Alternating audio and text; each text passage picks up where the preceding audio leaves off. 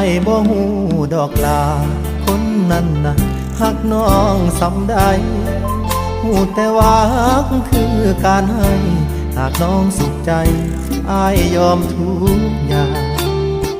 เมื่อเจ้าเลือกเขาแล้วหน้าที่อายคือยอมอีกทางแอบห่วงใยน้องอยู่ริมทางเบิ่งคนมาทีหลังพาน้องเดินควงแขนเฮ็ดดีน้ำทุกอย่างก็หวังอยู่บ้างน้องอาจมีใจแต่แล้วได้เป็นแค่เพียงพี่ชายน้องบอกให้อายใช้คำว่าแฟนเห็นน้องสุขกับเขาปานตกยอดพาวใส่โทนดินแก่นแต่หากเจ้าเกินสิเครียดสิแค้นได้แต่ตอบแทนน้องด้วยคำว่าดีใจน้ำน้องลาด้วยน้ำตาอีกแบบหนึ่งคือหวังดีที่อยากส่งถึง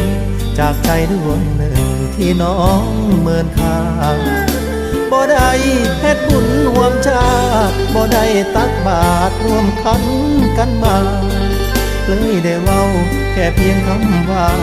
มีสุขเด้อลามันยืนกับเขา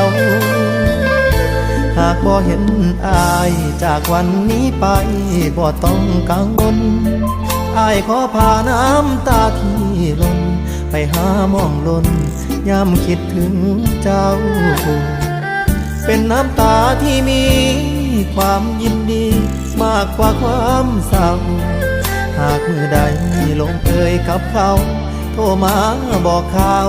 ให้อายหูแน่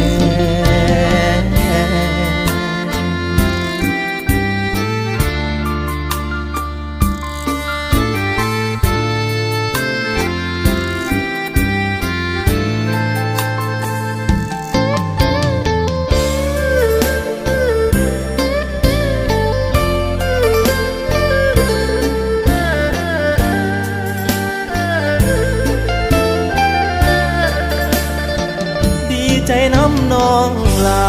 ด้วยน้ำตาอีกแบบหนึ่ง